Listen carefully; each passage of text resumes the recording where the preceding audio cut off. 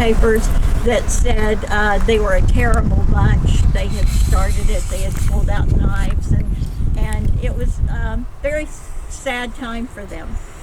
For my grandfather, Nick, who was Giuseppe's son, he was 10 at the time, and he was considered an orphan in Italy. Although he had a mother, not having a father, you're an orphan. So he was sent away to a boarding school in Palermo, which actually turned out to be a good thing. I mean, him losing his father and having to separate from his mother was a very difficult time. But, he got a great education, which he probably would not have gotten otherwise. He went through age 20, he was educated. He learned Italian as it's spoken in Italy, not the Sicilian language that he had previously known. He learned English. He learned business skills, and he was trained as a shoemaker and bootmaker, which later when he came to America, he was making boots for famous movie stars. So he was that talented and accomplished. So when he was 20, he and his mother, Antonina, who was Giuseppe's wife, boarded a ship and came to Galveston. Well, they came to New York and then took the train to Galveston, where they met with Antonina's family, the Emitis. And as a child growing up, my grandfather didn't really want to talk about this incident.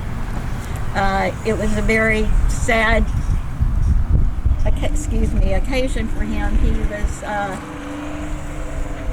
when I would ask him about how it came that he had one, he was the only child, and my grandmother's side, there were 9 children, and, typical Italian family. He told me that his father was murdered and didn't tell me about the entire story. He would get choked up, even a little tear to even discuss it. In the 40s, he took a train with my grandmother here from Houston, and they tried to move his father's body to our family plot in Houston it was after his mother had died, so to be there with Giuseppe's wife. And he learned that they're all buried here. They don't know who's who, because the bodies were so badly mangled at the time. They didn't just hang them, they shot them until they were totally disfigured, and they didn't know who was who once they put them in the wooden boxes and set them in the hot July sun for the entire day. So they were uncertain.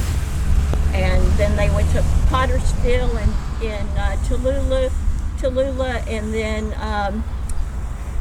the wonderful Italian society had them moved here because they said they shouldn't be in the soil of where the men are still free that murdered them all.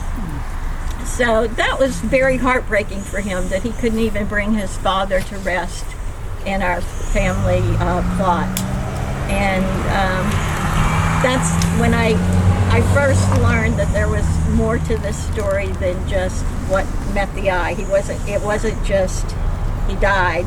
There was more to it. There were more men involved, and it wasn't until really that my brother was living in Slidell, and he came here and started researching the records.